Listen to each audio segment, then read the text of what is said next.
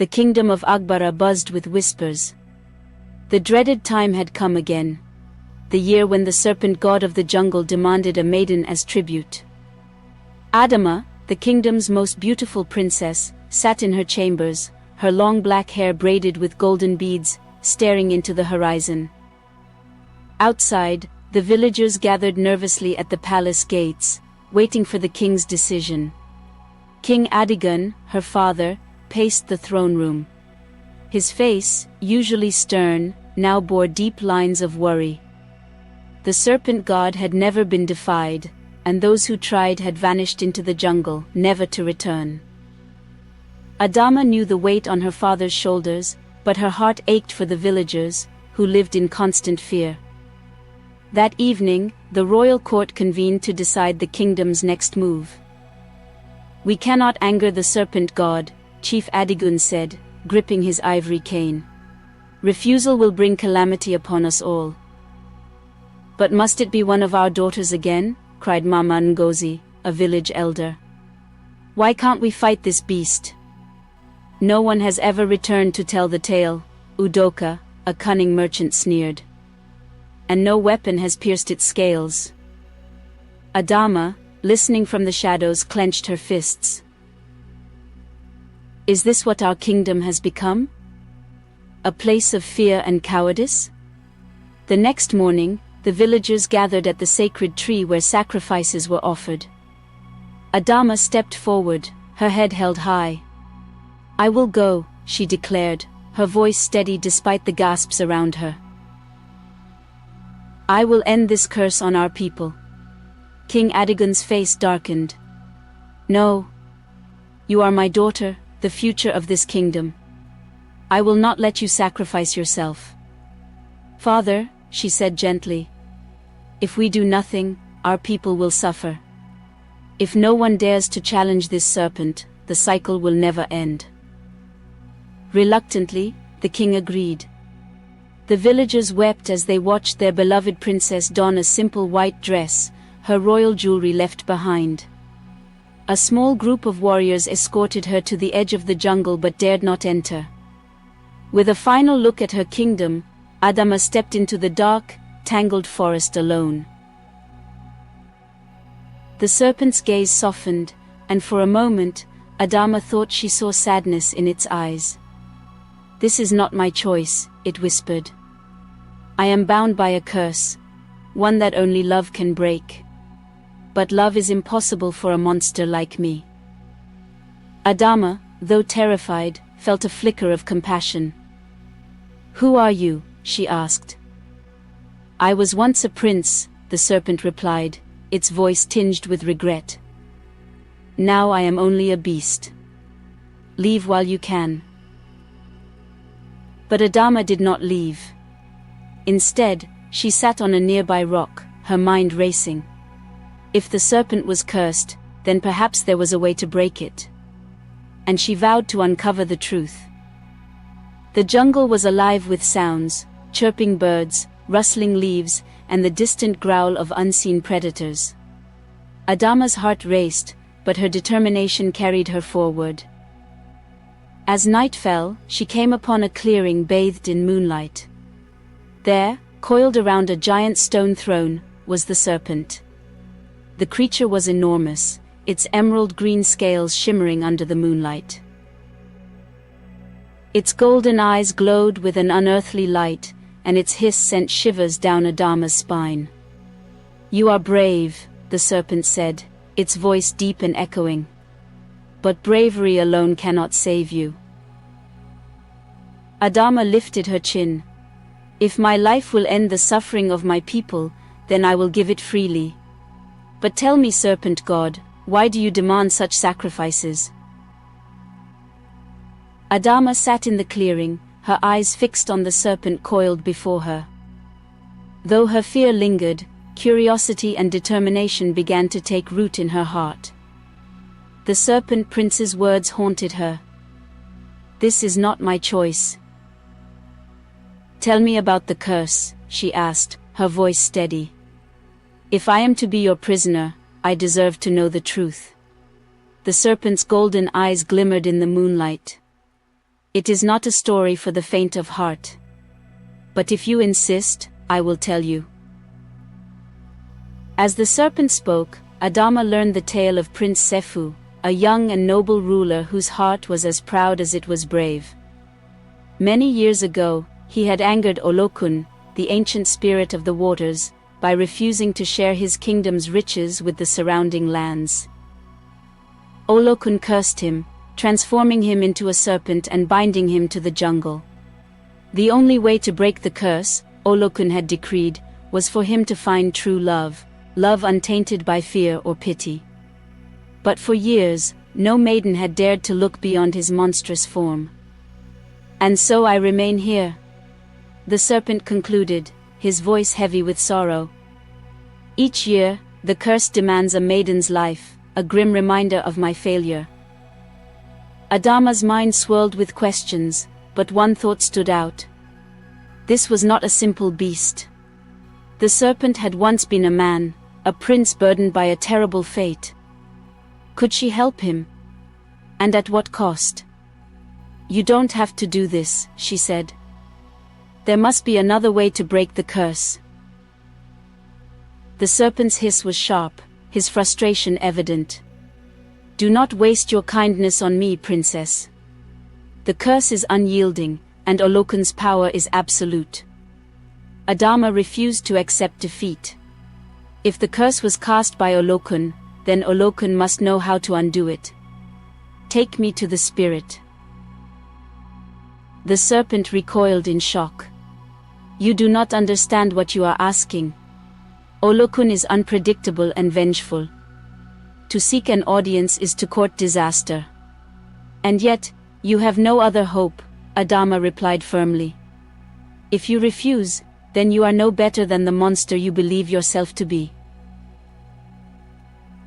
Her words struck a nerve. The serpent regarded her for a long moment, then slowly uncoiled from the stone throne. Very well, he said, his voice low. I will take you to Olokun's domain. But know this, Adama. Once we enter the spirit's realm, there is no turning back. The journey to Olokun's underwater palace began at dawn. Adama rode on the serpent's broad back as they navigated the dense jungle. The forest seemed to part for the serpent, its towering trees bowing as if in reverence. By midday, they reached a shimmering river that cut through the jungle like a silver blade. The serpent slid into the water effortlessly, carrying Adama across its surface. As they approached a small island at the center, the air grew heavy with magic. Olokun's palace lies beneath this island, the serpent said. Once we enter, you must show no fear. Spirits thrive on weakness. Adama nodded, steeling herself.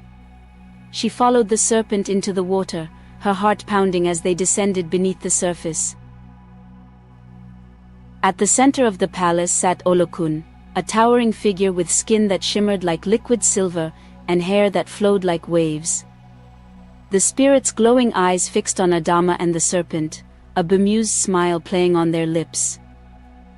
So, Olokun said, their voice echoing like the roar of the ocean. You dare to return, cursed prince. And you bring a mortal with you. How entertaining. Adama stepped forward, her courage unwavering. I have come to plead for his freedom. The curse has brought nothing but pain to your waters and our land. Surely there must be another way to right this wrong. Olokun laughed, a sound both beautiful and terrifying. You think love alone can undo my will? Foolish girl. There is a way to break the curse, but it comes with a price. What price? Adama asked, her voice steady despite the spirit's imposing presence. The sacrifice of something precious, Olokun replied, their eyes gleaming with mischief. The heart of one who truly loves him. Adama's breath caught in her throat. The Serpent Prince hissed in protest. No, I will not let her pay such a price. But Adama's mind was already racing. She needed time to think, to find another way to satisfy Olokun's demands. She turned to the spirit. "Give us 3 days to decide." Olokun's smile widened. "Very well. 3 days.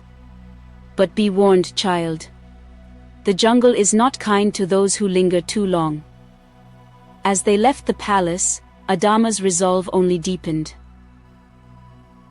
She would not allow her life, or the prince's, become another casualty of Olokun's curse. But could she find a solution before time ran out? Adama and the Serpent Prince emerged from Olokun's underwater palace, the weight of the spirit's decree heavy on their hearts. For hours they traveled in silence, each lost in their thoughts.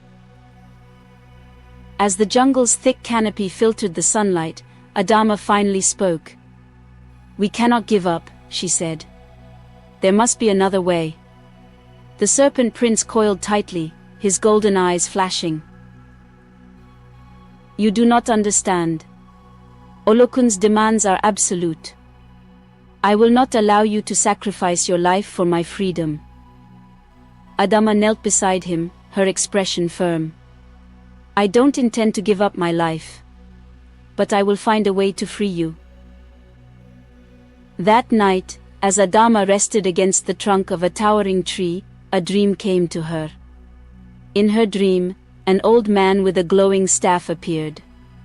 His voice was gentle yet commanding. On the 3rd day, they returned to Olokun's palace. The spirit greeted them with a smirk, their shimmering form towering above the water. "Have you made your decision?" Olokun asked. Adama stepped forward. "I will offer my heart," she said, her voice steady. The Serpent Prince hissed in protest, his massive body recoiling. "No. I will not let you do this." But before Olokun could claim her life, the Serpent Prince uncoiled and placed himself between Adama and the spirit. "Take me instead," he declared. "I would rather remain cursed forever than see her harmed." The air in the palace stilled. Olokun's glowing eyes narrowed, and a slow smile spread across their face. "Ah, now you understand." The Serpent Prince's body began to glow, and his scales shimmered like sunlight on water. His form shifted, shrinking and changing, until he stood before them as a man, a tall, handsome young prince with deep brown eyes and a humble expression. "The curse is broken," Olokun said. Back in the kingdom, Adama and the prince, now restored to his human form, returned to great celebration. The villagers rejoiced, knowing they would no longer live in fear of the serpent god.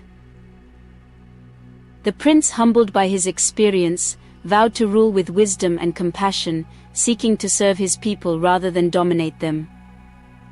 Adama, though offered the chance to become queen, chose instead to continue her journey, helping others and spreading the lesson she had learned.